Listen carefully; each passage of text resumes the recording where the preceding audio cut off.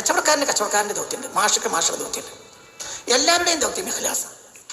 അതിലൊരു വെള്ളം ചേർക്കലും പാടില്ല. ഇപ്പൊ കച്ചവടക്കാരൻ ഏറ്റവും നല്ല സാധനം മാർക്കറ്റിൽ നിന്ന്, ഹോൾസെയിൽ മാർക്കറ്റിൽ നിന്ന് കൊണ്ടുവന്ന് അത് കേടാകാതെ പരമാവധി ഒരു മാർജിൻ എടുത്ത്, കുറഞ്ഞൊരു മാർജിൻ എടുത്ത്, വലിയൊരു വിഷമിപ്പിക്കാതെ അത് കസ്റ്റമർ എത്തിക്കാന്നുള്ളത് കച്ചവടക്കാരൻ്റെ ധർമ്മമാണ്. അതാണ് ഇഖ്ലാസ്. അത് മതി അയാൾക്ക് സ്വർഗത്തിൽ പോകാൻ വേണമെന്ന് പറയേണ്ട ആവശ്യമില്ല. അയാൾ പറഞ്ഞോട് സ്വർഗത്തിൽ പോകില്ല. ആ കച്ചവടക്കാരൻ ധർമ്മം.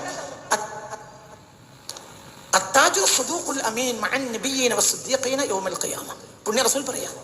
അബൂ സഈദ് ഖുദ്രി റളിയല്ലാഹു അൻഹു ആണ് ഈ ഹദീസ് റിപ്പോർട്ട്. എന്താ പറയുന്നത്? അത്താജിർ സദൂഖുൽ അമീൻ, സത്യവാനും വിശ്വസ്തനുമായ കച്ചവടക്കാരൻ, മഅൻ നബിയീന, നബിമാരോട്, ദൂതന്മാരോട്, ദൈവദൂതന്മാരോട്, പ്രവാചകന്മാരോട് കൂടെയായിരിക്കും യൗമുൽ ഖിയാമ, അന്ത്യനാളിൽ ഉണ്ടാകും. എന്താണ് അയാളുടെ പണി? എന്താണ് അയാൾ ചെയ്ത സേവനം? കച്ചവടം ചെയ്തു. എങ്ങനെ കച്ചവടം ചെയ്തു? പരമാവധി വിശ്വസ്തവും സത്യസന്ധവുമായി ചെയ്തു. മതി. യോദ്ധാവും എത്തുന്ന സ്വർഗത്തിൽ ഇയാൾ യോദ്ധാവിനോട് കൂടെ എത്തും. യോദ്ധാവ് ആയുസ് കൊടുത്തിട്ടുണ്ട്, ചോര കൊടുത്തിട്ടുണ്ട്, കഴുത്ത് കൊടുത്തിട്ടുണ്ട്. ഇയാൾ അതൊന്നും ചെയ്തിട്ടില്ല.